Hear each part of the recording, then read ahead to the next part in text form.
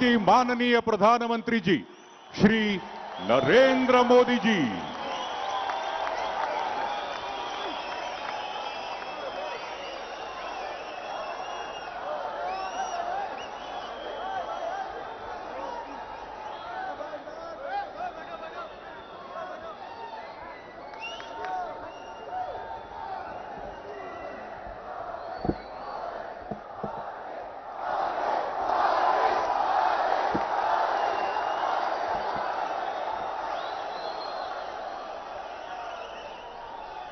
ಕರುನಾಡ ಜನತೆಗೆ ನನ್ನ ಪ್ರೀತಿಯ ನಮಸ್ಕಾರಗಳು.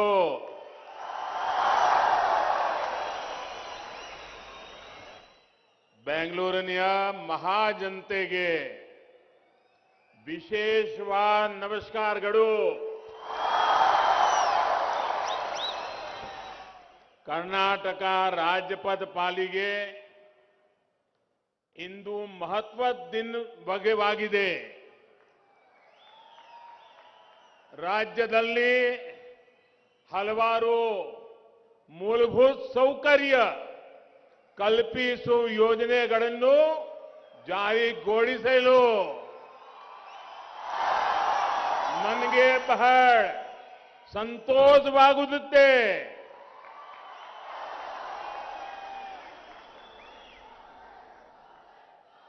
कर्नाटक के राज्यपाल श्री थावरचंद जी गहलोत, कर्नाटक के जनप्रिय मुख्यमंत्री श्री बसवराज जी, केंद्रीय मंत्रिपरिषद के मेरे सहयोगी प्रहलाद जोशी जी, कर्नाटका सरकार के मंत्रीगण, सांसद और विधायकगण, बेंगलुरु के मेरे सभी भाई और बहनों, नमस्कार. डबल इंजन सरकार ने कर्नाटका के तेज विकास का जो भरोसा आपको दिया है, उस भरोसे के आज हम सभी एक बार फिर साक्षी बन रहे हैं. आज 27,000 करोड़ रुपए से अधिक के प्रोजेक्ट का लोकार्पण और शिलान्यास हो रहा है.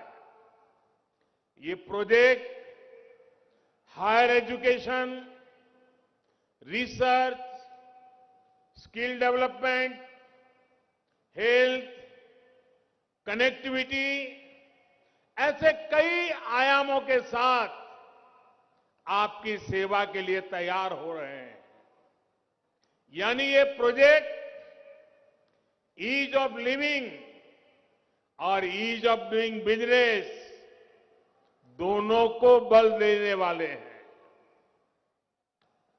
भाइयों और बहनों, यहां आने से पहले मैं इंडियन इंस्टीट्यूट ऑफ साइंस और अंबेडकर स्कूल ऑफ इकोनॉमिक्स, उस यूनिवर्सिटी में शिक्षा, रिसर्च और इनोवेशन को बहुत समझने के लिए, उनके उत्साह को अनुभव करने के लिए आज मैं उनके बीच में हूं और नई ऊर्जा लेकर के निकला हूं. मैं इन कार्यक्रमों से जुड़े देश के प्राइवेट सेक्टर की भी भूरी भूरी प्रशंसा करता हूं. अब यहां कनेक्टिविटी से जुड़े उत्सव को आपके साथ, आपके बीच आकर के, और जो उमंग और उत्साह से आप लोग भरे हैं, मैं भी आपके साथ इसको सेलिब्रेट कर रहा हूं.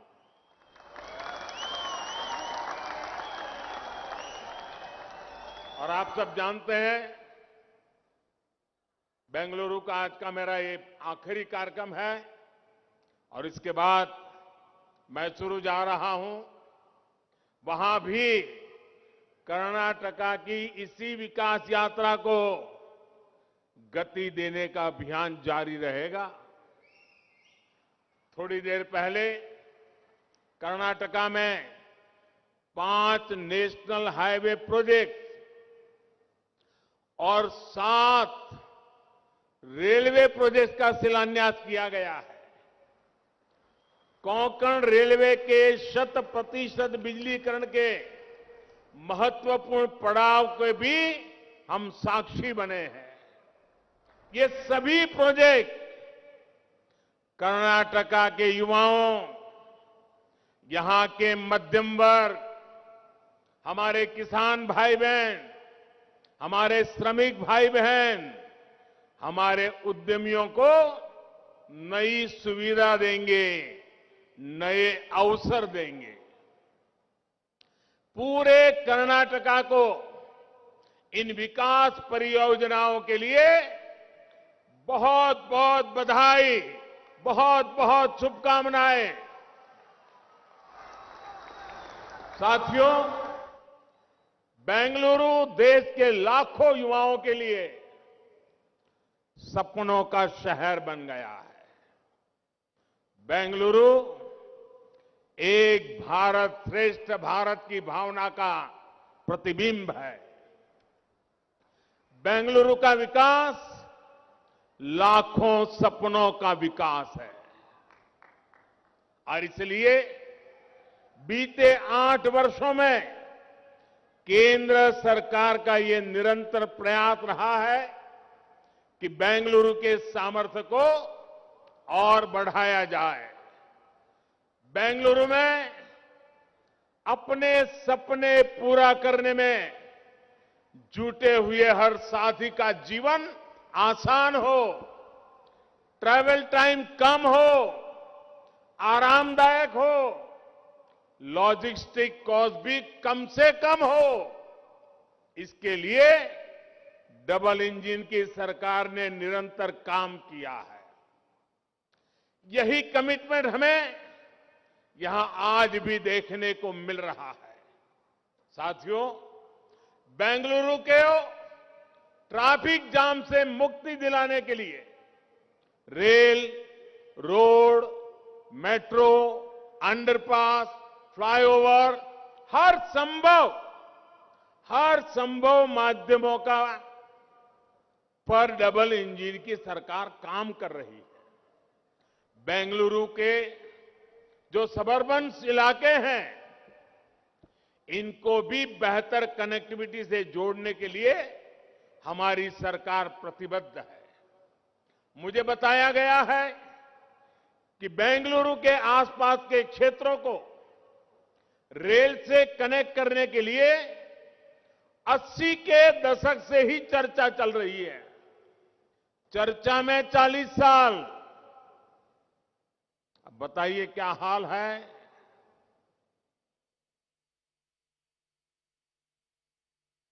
चालीस साल चर्चा में गए हैं। मैं कर्नाटका के भाइयों बहनों को विश्वास दिलाने आया हूं, इन चीजों को साकार करने में मैं 40 महीने मेहनत करके आपके सपनों को पूरा करूंगा।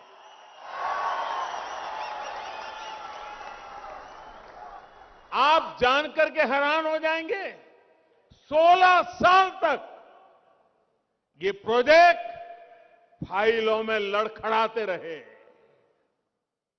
मुझे खुशी है कि डबल इंजन की सरकार कर्नाटका की जनता के, बेंगलुरु की जनता के हर सपने को भी पूरा करने के लिए जी जान से जुटी हुई है। बेंगलुरु सबर्बन रेलवे से बेंगलुरु की कैपेसिटी के विस्तार में बहुत मदद मिलेगी। ये प्रोजेक्ट बेंगलुरु शहर में ही रहने की मजबूरी को कम करेगा। और मैं बताता हूं साथियों, अगर 40 साल पहले जो काम करने चाहिए थे, जो काम 40 साल पहले पूरे होने चाहिए थे, आज मुझे वो काम 40 साल के बाद करने की मेरे नसीब में आया है। अगर 40 साल पहले ये चीजें पूरी हुई होती तो बेंगलुरु पे दबाव न बढ़ता, बेंगलुरु और ताकत के साथ खिल उठता। लेकिन 40 साल ये कम समय नहीं है। लेकिन साथियों, आपने मुझे मौका दिया है, मैं अब समय गंवाना नहीं चाहता हूं, पल पल आपकी सेवा के लिए खपाता रहता हूं। साथियों, आसपास के सैटेलाइट टाउनशिप, सबर्बन और ग्रामीण इलाके जब रेल आधारित रैपिड ट्रांजिट सिस्टम से कनेक्ट हो जाएंगे तो उसका मल्टीप्लायर इफेक्ट होने वाला है। सबर्बन रेलवे की तरह ही बेंगलुरु रिंग रोड भी शहर के कंजेशन को कम करेगा। ये 6 नेशनल हाईवे और 8 स्टेट हाईवे को कनेक्ट करेगा, यानी कर्नाटका के दूसरे हिस्सों में जाने वाली गाड़ियों की बहुत बड़ी संख्या को बेंगलुरु शहर में एंट्री की जरूरत ही नहीं पड़ेगी। आप भी जानते हैं कि नीलमंगला से तुमकुरू के बीच का जो ये नेशनल हाईवे है, इसके इर्द गिर्द ज्यादातर इंडस्ट्रीज है। ट्रैफिक का एक बहुत बड़ा फ्लो इस रास्ते से पर जाता है। इस हाईवे की 6 लेनिंग और तुमकुरू बाईपास से इस पूरे क्षेत्र में ट्रैवल और ट्रांसपोर्ट आसान होगा। इकोनॉमिक एक्टिविटी और बल मिलेगा। धर्मस्थला मंदिर, सूर्य मंदिर और जॉग फॉल्स जैसे आस्था और पर्यटन के अहम केंद्रों की कनेक्टिविटी को बेहतर करने के लिए जो काम हो रहा है, वो भी टूरिज्म के लिए एक नया अवसर बनकर आने वाला है। भाइयों और बहनों, बीते 8 सालों में हमने रेल कनेक्टिविटी के कंप्लीट ट्रांसफॉर्मेशन पर काम किया है। आज रेलवे में सफर का अनुभव 8 साल पहले की तुलना में बिल्कुल अलग है। भारतीय रेल अब तेज भी हो रही है, स्वच्छ भी हो रही है, आधुनिक भी हो रही है, सुरक्षित भी हो रही है और सिटीजन फ्रेंडली भी हो रही है। हमने देश के उन हिस्सों में भी रेल को पहुंचाया है जहां इसके बारे में कभी सोचना भी मुश्किल था। कर्नाटक में भी बीते वर्षों में 1200 किलोमीटर से अधिक रेल लाइन या तो नई बनाई है या फिर चौड़ीकरण हुआ है। भारतीय रेल अब वो सुविधाएं, वो माहौल भी देने का प्रयास कर रही है जो कभी एयरपोर्ट और हवाई यात्रा में ही मिला करती थी। भारत रत्न सर एम विश्वेश्वरैया, उनके नाम पर बेंगलुरु में बना आधुनिक रेलवे स्टेशन भी इसका प्रत्यक्ष प्रमाण है। मुझे बताया गया है कि आज बेंगलुरु में लोग इस स्टेशन पर जाते हैं जैसे किसी टूरिस्ट डेस्टिनेशन पर जाएं, वो अजूबा देख रहे हैं। उनको देश बदलता हुआ उस रेलवे स्टेशन की रचना से दिखाई दे रहा है। और लोग मुझे बता रहे थे, युवा पीढ़ी तो सेल्फी लेने के लिए कतार लगा के खड़ी हो जाती है। ये कर्नाटका का पहला और देश का तीसरा ऐसा आधुनिक रेलवे स्टेशन है। इससे सुविधाएं तो आधुनिक हुई है, बेंगलुरु के लिए ज्यादा ट्रेनों का रास्ता भी खुला है। बेंगलुरु कैंटोनमेंट और यशवंतपुरा जंक्शन को भी आधुनिक बनाने का काम आज से शुरू हुआ है। साथियों, 21वीं सदी में हम सिर्फ रेल, रोड, पोर्ट, एयरपोर्ट तक सीमित नहीं रह सकते, बल्कि ट्रांसपोर्ट के ये मोड एक दूसरे से कनेक्ट भी हो, एक दूसरे को सपोर्ट भी करें, ऐसी मल्टी मॉडल कनेक्टिविटी पर ध्यान दे रहे हैं। इस मल्टी मॉडल कनेक्टिविटी को पीएम गति शक्ति नेशनल मास्टर प्लान से मदद मिल रही है। बेंगलुरु के पास बनने जा रहा मल्टी मॉडल लॉजिस्टिक पार्क इसी विजन का हिस्सा है। ये पार्क पोर्ट, एयरपोर्ट, रेलवे और रोड की सुविधाओं से कनेक्टेड होगा ताकि लास्ट माइल डिलीवरी बेहतर हो और ट्रांसपोर्टेशन की कॉस्ट कम हो। गति शक्ति की स्पिरिट से बन रहे ऐसे प्रोजेक्ट हजारों युवाओं को रोजगार भी देंगे, आत्मनिर्भर भारत के संकल्प की सिद्धि को भी गति देंगे। बहनों और भाइयों, बेंगलुरु की सक्सेस स्टोरी 21वीं सदी के भारत को आत्मनिर्भर भारत बनाने के लिए प्रेरित करती है। इस शहर ने दिखाया है कि एंटरप्रेन्योरशिप को, इनोवेशन को, प्राइवेट सेक्टर को, देश के युवाओं को असली सामर्थ्य दिखाने का अवसर देने से कितना बड़ा प्रभाव पैदा होता है। कोरोना के समय में बेंगलुरु में बैठे हमारे युवाओं ने पूरी दुनिया को संभालने में मदद की है। बेंगलुरु ने दिखा दिया है कि सरकार अगर सुविधाएं दे और नागरिक के जीवन में कम से कम दखल दे तो भारत का नौजवान क्या कुछ नहीं कर सकता है, देश को कहां से कहां पहुंचा सकता है। बेंगलुरु देश के युवाओं के सपनों का शहर है और इसके पीछे उद्यमशीलता है, इनोवेशन है, पब्लिक के साथ ही प्राइवेट सेक्टर की सही उपयोगिता है। बेंगलुरु उन लोगों को अपना माइंडसेट बदलने की सीख भी देता है। बेंगलुरु की ताकत देखिए, ये उन लोगों को अपना माइंडसेट बदलने की भी सीख देता है जो अभी भी भारत के प्राइवेट सेक्टर को, प्राइवेट एंटरप्राइज को भद्दे शब्दों से उसको संबोधित करते हैं। देश की शक्ति को, करोड़ों लोगों के सामर्थ्य को ये सत्तावादी मानसिकता वाले लोग कमतर आंकते हैं। साथियों, 21वीं सदी का Bharat wealth creators, job creators का है, इनोवेटर्स का है। यही दुनिया के सबसे युवा देश के रूप में भारत की असली ताकत भी है, यही हमारी संपदा भी है। इस ताकत को प्रमोट करने के लिए जो प्रयास बीते 8 सालों में हुए हैं, उनकी चर्चा तो होती ही है, लेकिन बहुत सीमित दायरे में होती है। लेकिन बेंगलुरु जो इस कल्चर को जीता है, वहां जब मैं आया हूं तो इसकी विस्तृत चर्चा करना मैं अपनी जिम्मेदारी समझता हूं।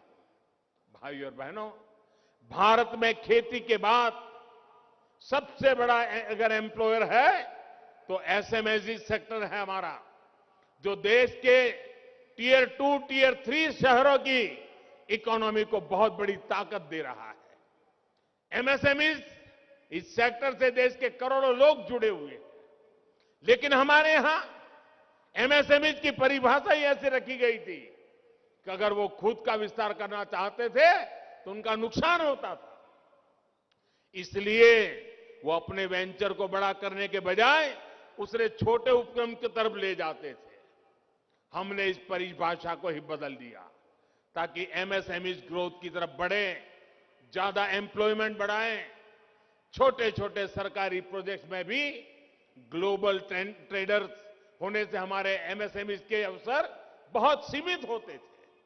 हमने 200 करोड़ रुपए तक के टेंडर में विदेशी इकाइयों की भागीदारी को समाप्त कर दिया।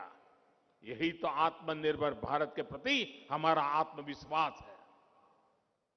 केंद्र सरकार के सभी विभागों के लिए 25% खरीद एमएसएमई से ही करने का भी निर्देश दिया गया है। यही नहीं, आज गवर्नमेंट ई मार्केट प्लेस के रूप में एमएसएमई के लिए देश के हर सरकारी विभाग, सरकारी कंपनी, डिपार्टमेंट के साथ सीधे ट्रेड करने का आसान माध्यम दिया गया है। जेम पर आज 45 लाख से अधिक सेलर्स अपने प्रोडक्ट और अपनी सर्विस उपलब्ध करा रहे हैं। भाई और बहनों, भारत के स्टार्टअप इकोसिस्टम की भी बहुत चर्चा आजकल हो रही है, जिसका बेंगलुरु बहुत बड़ा सेंटर है। बीते 8 सालों में देश ने कितना बड़ा काम किया है, ये तब समझ में आएगा जब हम अतीत के दशकों को देखेंगे। बीते दशकों में देश में कितने बिलियन डॉलर कंपनियां बनी है, आप उंगलियों पर गिन सकते हैं। लेकिन पिछले 8 साल में 100 से अधिक बिलियन डॉलर कंपनियां खड़ी हुई है, जिसमें हर महीने नई कंपनियां जुड़ रही है। 8 साल में बने इन यूनिकॉर्न्स की वैल्यूएशन आज लगभग 150 अरब डॉलर है, यानी कि करीब करीब 12 लाख करोड़ रुपए हैं। देश में स्टार्टअप इकोसिस्टम कैसे बढ़ रहा है, ये बताने के लिए मैं आपको एक और आंकड़ा देता हूं। 2014 के बाद पहले 10,000 स्टार्टअप तक पहुंचने में हमें लगभग 800 दिन लगे थे। मैं दिल्ली में आपने मुझे सेवा करने के लिए बिठाया, उसकी बात करता हूं, उसके बाद की। लेकिन हाल में जो 10,000 स्टार्टअप इस इकोसिस्टम में जुड़े हैं, वो 200 दिन से भी कम ही जुड़े हैं। तभी बीते 8 साल में हम कुछ 100 स्टार्टअप के बढ़कर आज 70,000 के पड़ाव को पार कर चुके हैं। भाई और बहनों, स्टार्टअप्स और इनोवेशन का रास्ता आराम का, सुविधा का नहीं है। और बीते 8 सालों में देश को इस रास्ते पर तेजी से बढ़ने का रास्ता भी आसान नहीं था, सुविधा का नहीं था। कई फैसले, कई रिफॉर्म तात्कालिक रूप से अप्रिय लग सकते हैं, लेकिन समय के साथ उन रिफॉर्म्स का लाभ आज देश अनुभव करता है।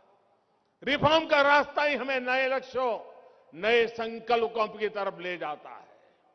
हमने स्पेस और डिफेंस जैसे हर उस सेक्टर को युवाओं के लिए खोल दिया है, जिनमें दशकों तक सिर्फ सरकार का एकाधिकार था। आज हम ड्रोन से लेकर एयरक्राफ्ट तक हर कटिंग एज टेक्नोलॉजी में भारत के युवाओं को प्रोत्साहित कर रहे हैं। यहां देश का गौरव इसरो है, डीआरडीओ का एक आधुनिक इंफ्रास्ट्रक्चर है। आज हम देश के युवाओं से कह रहे हैं कि सरकार ने जो वर्ल्ड क्लास सुविधाएं बनाई हैं, इनमें अपने विजन को, अपने आइडिया को टेस्ट करें। केंद्र सरकार युवाओं को हर जरूरी प्लेटफॉर्म दे रही है। इनमें देश का युवा मेहनत कर रहा है। जो सरकारी कंपनियां हैं, वो भी कॉम्पीट करेगी, देश के युवाओं की बनाई कंपनियों के साथ कॉम्पीट करेगी। तभी हम दुनिया के साथ कॉम्पीट कर पाएंगे। मेरा साफ मानना है, उपक्रम चाहे सरकारी हो या फिर प्राइवेट, दोनों देश के एसेट हैं। इसलिए लेवल प्लेइंग फील्ड सबको बराबर मिलना चाहिए। यही सबका प्रयास है। सबका प्रयास का यही मंत्र आजादी के अमृतकाल यानी आने वाले 25 साल में आत्मनिर्भर भारत के निर्माण की ऊर्जा है। एक बार फिर सभी कर्नाटका वासियों को विकास के इन प्रोजेक्ट के लिए बहुत बहुत बधाई देता हूं। और बसवराज जी के नेतृत्व में हमारा कर्नाटक और तेजी से आगे बढ़े, इसके लिए भारत सरकार कंधे से कंधा मिलाकर काम करने के लिए आपके साथ खड़ी हुई है। अनेक अनेक शुभकामनाओं के साथ आप सबको बहुत बहुत धन्यवाद। नमस्कार।